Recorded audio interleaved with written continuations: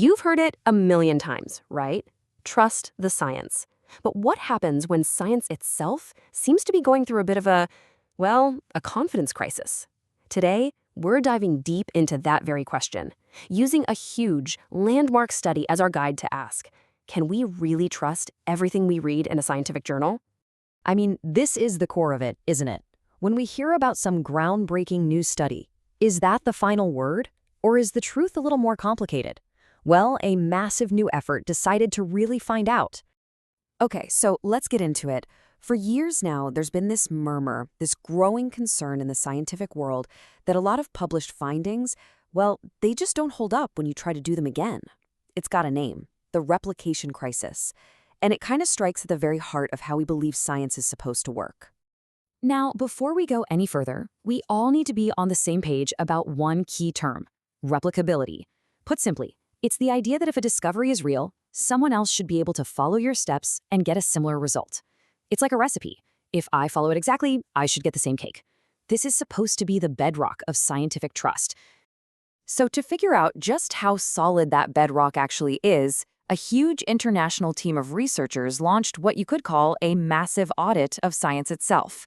They decided to stop just talking about the problem and actually, measure it systematically.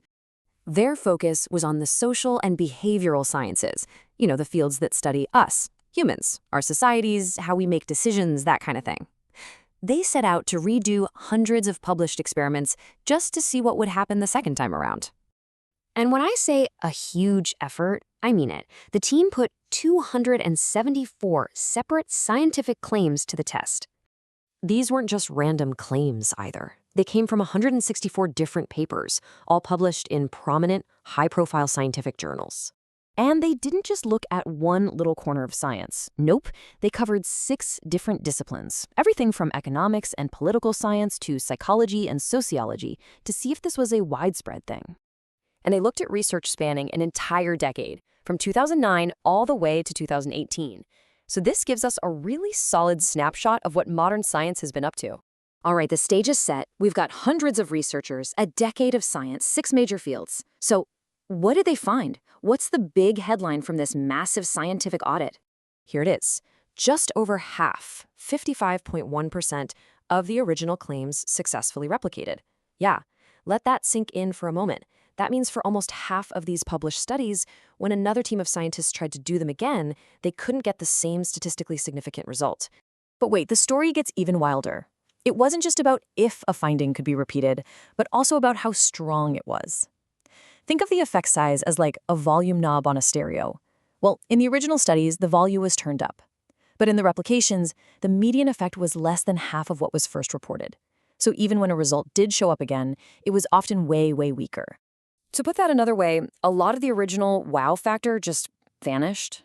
This number, 82.4%, shows how much the predictive power of these findings just plummeted on the second go-around. So even the findings that did replicate were often just a shadow of their former selves. Okay, but here's where this whole investigation takes a fascinating turn. That 55% number, it's not the whole story, not even close. It turns out that figuring out what actually counts as a successful replication is surprisingly tricky. In fact, you can take the exact same data from these replication studies, and depending on how you analyze it, you can come to completely different conclusions about the success rate. It all depends on the statistical tools you use. I mean, just look at this. The researchers actually used 13 different ways to measure success. And depending on which valid method you pick, the replication rate could be as low as a pretty dismal 28.6% or as high as a much more respectable 75%.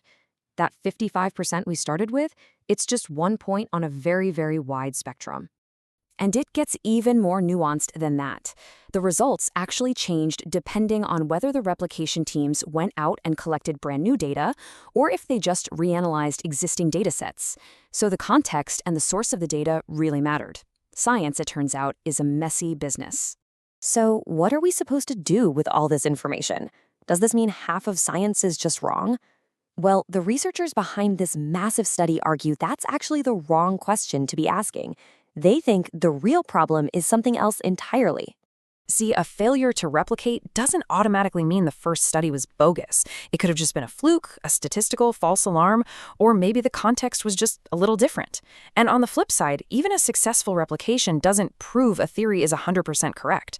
The real point is that science isn't about one single knockout study. It's a slow, steady process of building up evidence over time. And that brings us to the real gut punch of this whole thing.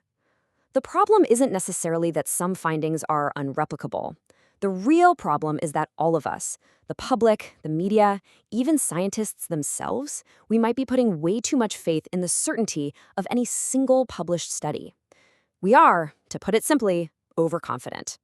And you don't have to take my word for it. Here it is straight from the authors of the study. They conclude, quote, "The problem to solve is not unreplicability per se. It is overconfidence."